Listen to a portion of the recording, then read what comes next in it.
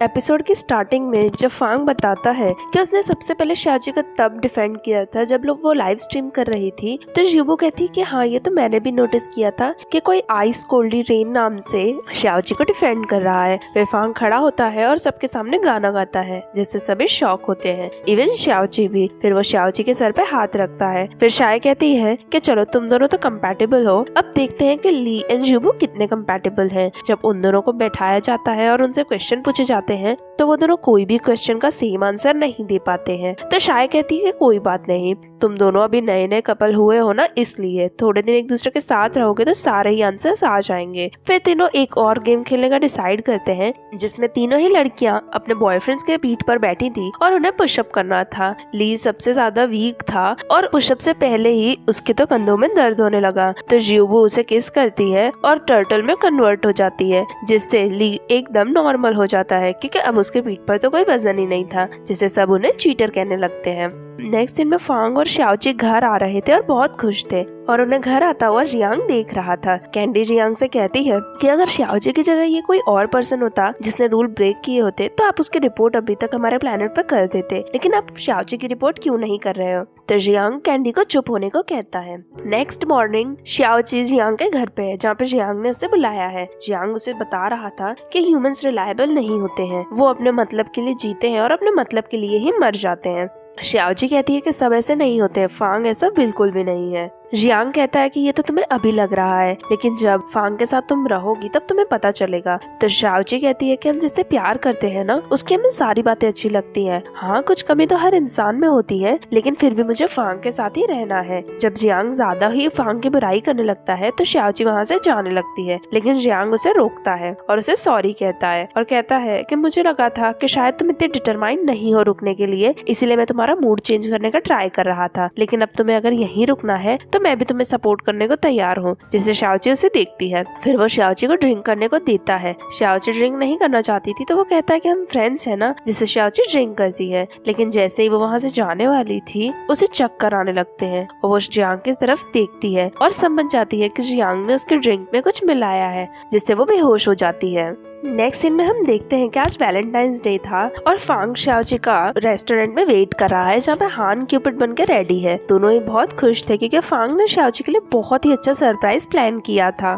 लेकिन जब शाओजी को होश आता है तो वो देखती है कि वो अपने घर नहीं है बल्कि वो जियांग के घर है और वो बहुत ही ज्यादा कंफ्यूज होती है। वो गेट से बाहर निकलने का ट्राई करती है, लेकिन जियांग ने गेट पर अपने मैजिक से बैरियर लगा के रखा था, जिसे शाओजी नहीं तोड़ पाती है और कंफ्यूज होती है। तभी वहाँ पे जियांग आता है तो शाओजी उससे पूछती है कि ये सब क्या है। जियांग उसे कहता है कि मैं तुम्हें अर्थ पे नहीं रहने दे सकता हूँ। शाओजी कहती है कि मुझे पता है कि ये शीफ की तरह तुम्हारी ड्यूटी है कि तुम मुझे वहाँ ले जाओ, पर हम फ्रेंड है ना, क्या एज अ फ्रेंड तुम मुझे यहाँ नहीं रहने दे सकते हो? अगर कुछ भी प्रॉब्लम होगी तो मैं सारा ब्लेम मुझ पे ले लूंगी और तुम्हारे ऊपर कुछ नहीं आने दूंगी। जियांग उसे देखता है और गुस्सा होता है। जियांग उसे कहता है कि मैं तुम्हें कुछ बताने वाला हूँ और उसके बाद तुम्हारा जो भी डिसीजन होगा मैं उसे एक्सेप्ट करने के लिए रेडी हूँ। और वो अपने मैजिक से बैरियर तोड़ देता है, जिससे शाओजी बोलती है कि क्या। दूसरी तरफ फांग शाओजी का वेट कर रहा था, लेकिन शाओजी अभी तक वहाँ नहीं आई थी, जिससे वो अपसेट होता है। नेक्स्ट सीन में यूबू भी ली से मिलने गई थी, जहाँ पे ली ने यूबू के लिए बहुत ही अच्छा सरप्राइज प्लान किया था। फिर वो यूबू के सर पे हाथ रखता है जिससे उसका टेम्परेचर बढ़ता है, तो वो ली से उसके सर पे हाथ ना रखने को कहती है, लेकिन तभी ली उसे किस करता है जिससे उसका टेम्परेचर बढ़ता है। फिर ली उसे लेके पानी में कूद जाता है और दोनों पानी में जाके किस करते हैं, क्योंकि पानी में जाने के बाद यूबू का टेम्परेचर लो हो जाता है। नेक्स्ट सीन में दोनों पानी से बाहर थे और यूबू बहुत खुश थी कि ली ने उसके लिए इतना अच्छा सरप्राइज प्लान किया। वो उसे फिर से किस करने वाली थी, लेकिन तभी उसे फांग का फोन आ जाता है, जैसे दोनों ही कंफ्यूज होते हैं। यहाँ पर जियांग और कैंडी ने शाओजी को बता दिया था कि Jiang and Shaoji legally genetic match हैं और उनका रिलेशन कभी भी तोड़ा नहीं जा सकता है, जिससे शाओजी शॉक होती है। जियांग से कहता है कि ये सब कुछ सच है, तुम अर्थ पे आई थी, मुझे इससे पहले ये बात पता थी। शाओजी कहती है कि अच्छा इसीलिए तुम फांग से इतना हेट करते थे। फिर जियांग उससे पूछता है कि अब तुम्हारा डिसीजन क्या है, तो शाओजी उससे सॉरी कहती है और कहती है कि जेनेटिकली मैच होना तो बस हमारे डेटा मिलना है और इससे ज्यादा कुछ भी नहीं है, लेकिन मैं फांग से प्यार करती हूँ और उसके बिना मैं नहीं रह सकती हूँ। हम दोनों अच्छे दोस्त बन के रह सकते हैं, लेकिन उससे ज्यादा हमारे बीच कुछ नहीं हो सकता है, और वहाँ से जाने लगती है। लेकिन जियांग जियांग गुस्सा होता है और बैरियर फिर से लगा देता है। शाओची से पूछती है कि तुमने तो कहा था कि तुम मुझे खुद चूज करने दोगे, फिर तुम मुझे जाने क्यों नहीं दे रहे हो। जियांग गुस्से में कहता है कि मुझे नहीं लगा था कि तुम रियलिटी जानने के बाद भी अर्थ पे ही रहना डिसाइड करोगी। फिर वो शाओची को उसी रूम में बंद करके चला जाता है, जिससे शाओची अपसेट होती है। नेक्स्ट सीन में ज्यूबू, फांग और ली साथ में थे, जहाँ पे तीनों को पता चल चुका था कि शाओची मिसिंग है। ज्यूबू भी शाओची को कॉल करती है, लेकिन वो उसका कॉल भी नहीं उठाती है। उसके बाद ज्यूबू अपने स्कैनर पे शाओची का लाइव सिग्नल देखती है, लेकिन उसे उसका लाइव सिग्नल भी कहीं दिखाई नहीं देता है, जिससे वो समझ जाती है कि कोई इसका लाइव सिग्नल ब्लॉक कर रहा है। सभी कंफ्यूज होते हैं, लेकिन फांग समझ जाता है कि एक ही पर्सन है जो ब्लॉक कर सकता है। नेक्स्ट सीन में तीनों ही जियांग के घर जाते हैं और फांग जियांग से पूछता है कि शाओची कहाँ है, लेकिन वो कहता है कि मुझे नहीं पता। ज्यूबू कहती है कि मुझे पता है कि तुमने उसका लाइव सिग्नल ब्लॉक किया है। तो जियांग उसे कहता है कि तुम एक रोबोट हो और जैसे ही हम अपने प्लेनेट पे वापस जाएंगे मैं तुम्हें डिसमेंबर कर दूंगा, जिससे वो अपसेट होती है। तो ली उसे प्रोटेक्ट करता है। फांग उसे फिर से पूछता है कि शाओची कहाँ है। तो जियांग कहता है कि वो आज इतने इम्पोर्टेंट दिन पर भी तुमसे मिलने नहीं आई। क्या तुम्हें अभी भी समझ में नहीं आ रहा है कि वो तुम्हारे पास सिर्फ अपना मिशन कंप्लीट करने के लिए आई थी और वो तुमसे प्यार नहीं करती है। वो बहुत अच्छी थी, इसलिए तुम्हारा दिल नहीं तोड़ना चाहती थी, पर अब वो तुमसे नहीं मिलेगी। फांग कहता है कि मुझे पता है कि शाओची कैसी इंसान है, इसीलिए वो मेरे साथ ऐसा कभी नहीं कर सकती है। जियांग कहता है कि शाओची ने मुझे प्रॉमिस किया है कि वो केप टाउन वापस जाएगी, इसलिए वो तुम सबको अवॉइड कर रही है। और फिर वो उन सबको वहाँ से जाने को कह देता है, जिससे फांग बहुत ही ज्यादा अपसेट होता है। उनके जाने के बाद जियांग कैंडी से कहता है कि वो कैसे भी करके शाओची का माइंड चेंज करके ही रहेगा, क्योंकि वो दोनों जेनेटिक मैच है और उन्हें हमेशा साथ में ही रहना होगा।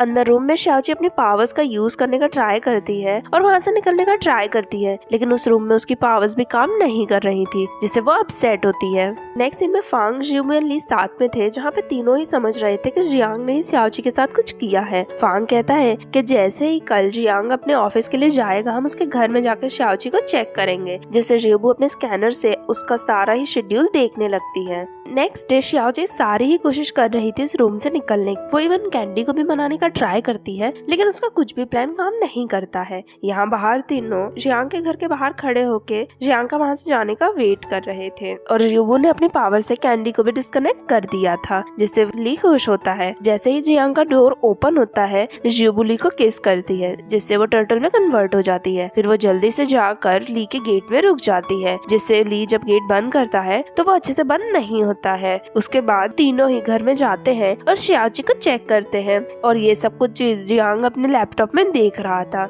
जब फांग उस रूम में जाता है जिसमें शाओची थी, तो शाओची को वो दिखाई देता है। शाओची उसके पास आती है, लेकिन वो शाओची को नहीं देख पाता है, और ये सब कुछ जियांग के पावर्स की वजह से हो रहा था। शाओची उस रूम से भी नहीं निकल पाती है और फांग भी वहाँ से उसका वेट करके चला जाता है, लेकिन वो जैसे ही बाहर जाता है उसे शाओची की आवाज सुनाई देती है, लेकिन उसे लगता है कि शाओची अंदर नहीं है। तीनों इस चीज से डिसअपॉइंट होते हैं और वहाँ से चले जाते हैं। नेक्स्ट सीन में जब जियांग घर आता है तो शाओची बहुत ही नॉर्मली वहाँ खड़ी थी। जियांग उसे बोलता है कि अब तुम्हें अपनी रियलिटी एक्सेप्ट कर लेनी चाहिए, लेकिन शाओची कहती है कि मुझे रियलाइज हो गया है कि तुम जो भी कह रहे हो वो सच है। मैं अर्थ पे क्यों रुकूं? हमारा केप टाउन अर्थ से कितना ही एडवांस है। यहाँ पे मैं कुछ ज्यादा ही दिन रुक गई, इसलिए यहाँ के इमोशन से मैं इफेक्ट होने लगी, लेकिन अब मैंने भी डिसाइड कर लिया है कि मुझे भी वापस अपने प्लेनेट पे जाना है। जिससे जियांग खुश होता है और उसे कहता है कि फिर मैं स्पेसशिप को बुला रहा हूँ, लेकिन शाओची कहती है कि उससे पहले मुझे एक चीज करनी है। तो जियांग पूछता है क्या? वो कहती है क्यों ना हम दोनों बाहर कहीं खाना खाने चले,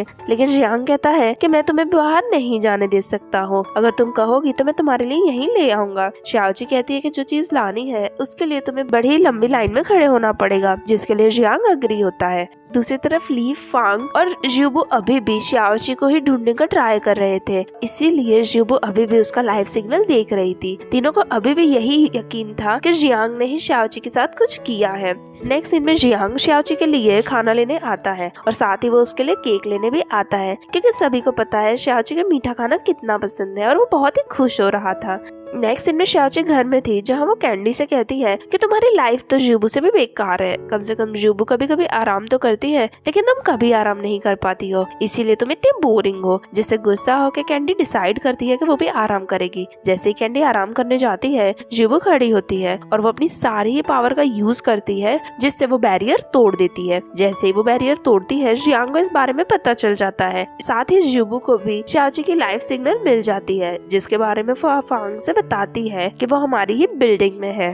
जब श्याओची घर के बाहर निकलती है तो वो टेलीपोर्टेशन नहीं कर पाती है क्योंकि उसने सारी ही पावर यूज कर ली थी, जिससे वो एलिवेटर से वहाँ से जाने लगती है। दूसरी तरफ फांग भी श्याओची को ढूंढते ढूंढते आ रहा था और श्याओची भी फांग के पास भागते भागते आ रही थी। फांग को श्याओची की आवाज सुनाई देती है तो वो जल्दी से भाग के श्याओची के पास जाता है। लेकिन इसके साथ ही ये एपिसोड यहीं पे खत्म हो जाता है। नेक्स्ट एपिसोड देखने के लिए चैनल को सब्सक्राइब जरूर करें और वीडियो पसंद आई है तो लाइक भी करें। मिलते हैं नेक्स्ट एपिसोड में, तब तक के लिए टेक केयर, बाय बाय।